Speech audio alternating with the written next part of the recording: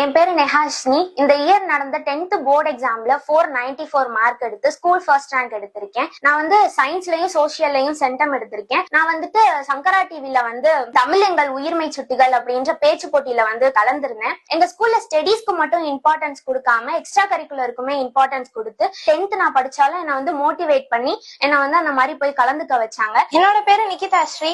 நான் இப்ப நடந்த 10th போர்டு எக்ஸாம்ல 494 மார்க் எடுத்திருக்கேன். ஸ்கூல் ஃபர்ஸ்ட் வந்திருக்கேன். JEE, NEET, UPSC எக்ஸாம் இது எல்லாத்துக்குமே எங்க ஸ்கூல்ல தனியா கோச்சிங் தராங்க.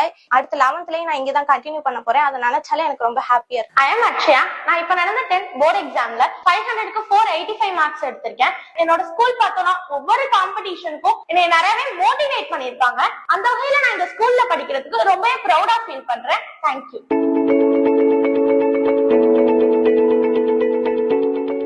தலைமுறைகள் பெயர் சொல்லும் தரமான கல்வி ஸ்ரீ வெங்கடேஸ்வரா மெட்ரிக் மேல்நிலைப் பள்ளி, திருக்கோகர்ணம், புதுக்கோட்டை.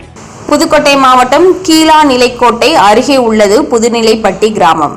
இந்த ஊரில் உள்ள கண்ணுடையார் ஐயனார் கோவில் ஒரே சமூகத்தை சேர்ந்த 3 தரப்பினர் பூஜை செய்து வந்ததாக கூறப்படுகிறது. இந்த நிலையில் கடந்த 2022ஆம் ஆண்டு முதல் அதே கிராமத்தை சேர்ந்த ஒரே குடும்பத்தினருக்கு மட்டும் பூஜை செய்யும் உரிமையை இந்து சமய அறநிலைத்துறை வழங்கியதாக கூறப்படுகிறது. இந்த நிலையில் இந்து சமய அறநிலைத்துறையினர் கண்ணுடையார் ஐயனார் கோவிலில் புதிதாக உண்டியல் வைக்கப் போவதாக கூறி 30க்கும் மேற்பட்ட காவல்துறையினர் குவிக்கப்பட்டு இருந்தனர். இந்த தகவல் அறிந்த புதுநிலைப்பட்டி கிராம மக்கள் அறநிலைத்துறையை கண்டித்து பதாதைகளை கையில் ஏந்தி ஆர்ப்பாட்டத்தில் ஈடுபட்டனர். இந்த கோவிலில் ஆளுங்கட்சியினர் தூண்டுதலின் பேரில் அறநிலைத்துறையினர் செயல்படுவதாக கூறப்படுகிறது. இதனால் அப்பகுதி மக்கள் போராட்டத்தில் ஈடுபட்டனர். புதுக்கோட்டை மாவட்டம் திருமயம் தாலுகா அரிம்பலம் ஒன்றியம் புதுநிலைப்பட்டியில் அமைந்திருக்கும் ஸ்ரீ கண்ணுடைய ஐயனார் கோயில் மிக பழமை வாய்ந்தது. எவ்வளவு சண்டை சச்சரவு பொதுமக்களிடையே இருந்தாலும் இதுவரையும் இந்த கோயில் திருவிழாக்கள் எந்த பிரச்சனையும் இல்லாமல் நல்ல முறையில் நடந்து கொண்டிருந்தது.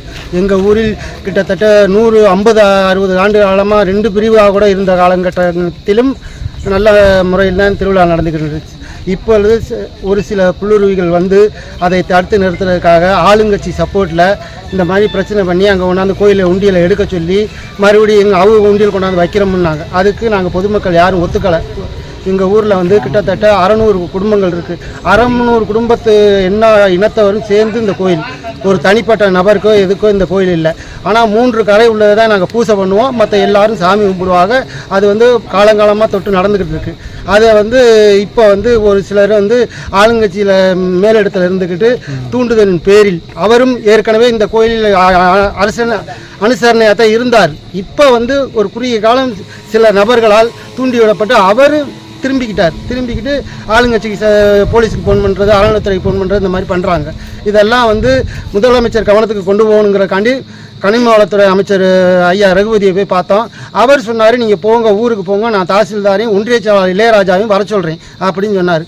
இன்ன வரையும் வரல. தினமுல்லை செய்திகளுக்காக புதுக்கோட்டை மாவட்ட செய்தியாளர் அசோக். செய்திகளை உடனுக்குடன் தெரிந்து கொள்ள தினமுல்லை நியூஸ் தமிழ் சேனலை சப்ஸ்கிரைப் பண்ணுங்க.